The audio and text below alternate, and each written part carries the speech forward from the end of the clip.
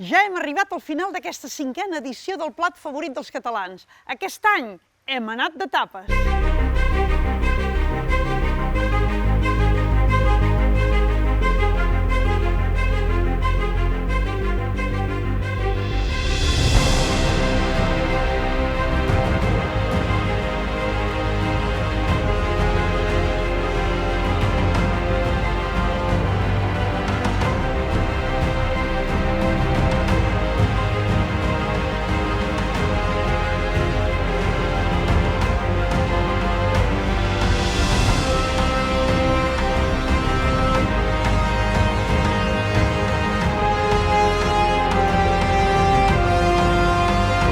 I l'etapa guanyadora ha estat els cargols.